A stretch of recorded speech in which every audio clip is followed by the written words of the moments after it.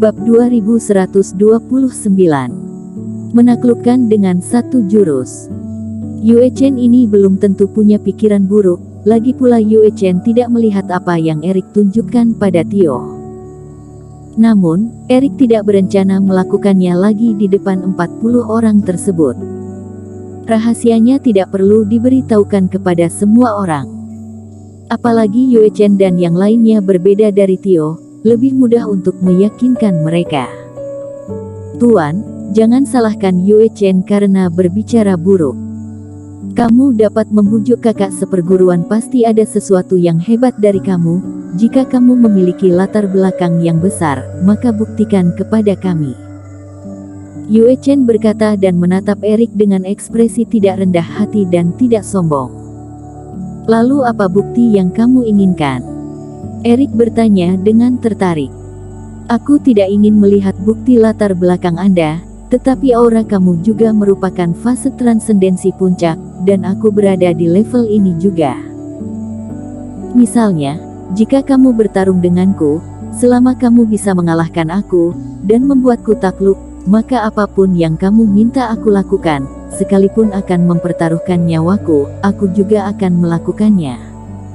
Yue Chen, jangan main-main, kata Tio dengan marah. Tuan Hu, kamu tidak perlu mempedulikannya.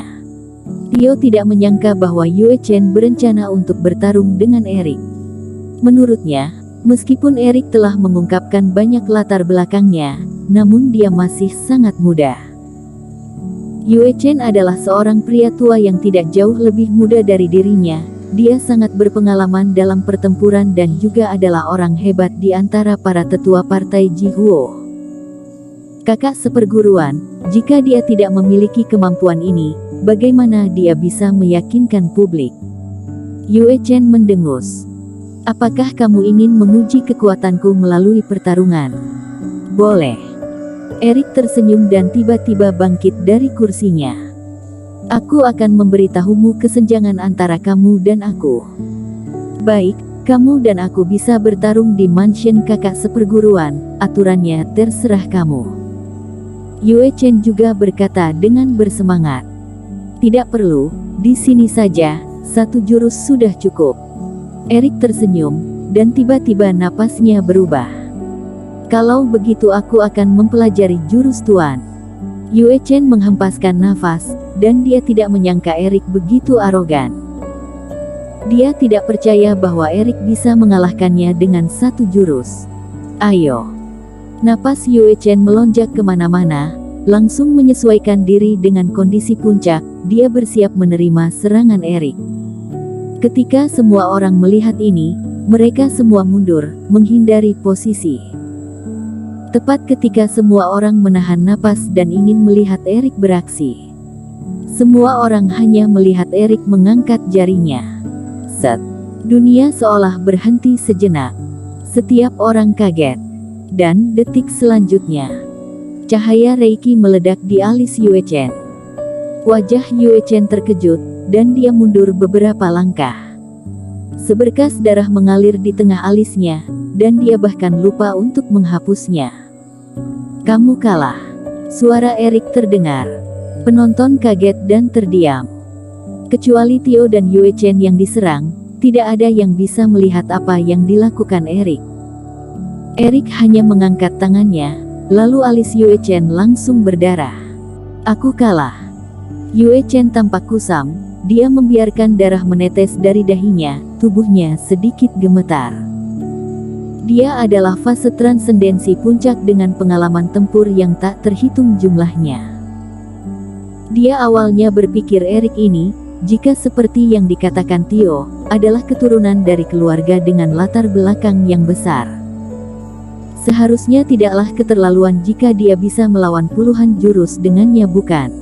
Namun hasilnya apa? Dengan hanya satu jurus, atau dengan kata lain dirinya bahkan belum sempat beraksi, dia sudah bisa dibunuh oleh Erik di tempat. Pada saat Erik mengangkat tangannya, Yue Chen merasa bahwa jika Erik tidak melemahkan kekuatan jarinya, maka Yue Chen tidak hanya akan mengeluarkan darah dari alisnya, namun seluruh keningnya langsung akan bolong.